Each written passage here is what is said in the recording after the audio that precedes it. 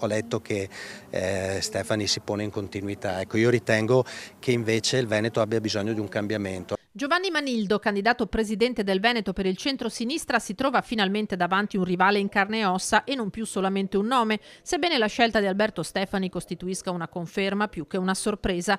A poche ore dall'annuncio, i due si trovano subito a confronto sul tema dei temi sanità e sociale da affrontare senza polemiche, dice Manildo, e senza tifoserie. Ai due candidati vengono sottoposti i bisogni del sistema sociosanitario dei prossimi 5 anni. Una diagnosi che indica delle criticità, indica un fabbisogno di 30 milioni per il passato e per il futuro molto più alto.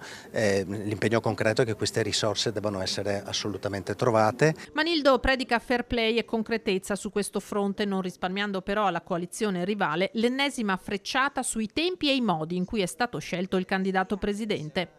Le logiche sono state la negazione dell'autonomia, è stata chiaramente una decisione romana, però finalmente anche per il rispetto dei veneti si incomincia a parlare di temi, a confrontarci. La decisione calata dall'alto, dai palazzi romani a cui il centrodestra veneto ha dovuto sottostare, è il tema che riprende anche il segretario regionale del Partito Democratico, Andrea Martella, parlando di accordo spartitorio per arrivare al quale, dice, è servito un pellegrinaggio tra Roma, le Marche e la Calabria, alla faccia dell'autonomia.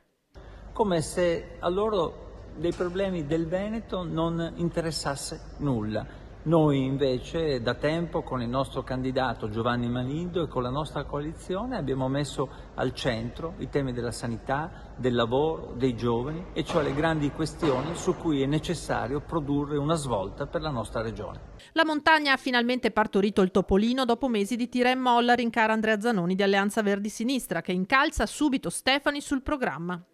Io sono curioso di capire cosa ne pensa Stefani della centrale nucleare in Veneto, di come risolvere il buco gravissimo, pesantissimo della superstrada pedemontana veneta, la questione delle liste d'attesa e il fatto che 500.000 di veneti sono senza medico di medicina generale. Per Manildo, che ipotizza in caso di vittoria la costituzione di un assessorato alla partecipazione per riaprire la regione ai cittadini, saranno sanità e consumo del territorio i campi in cui si concentrerà il confronto con l'avversario.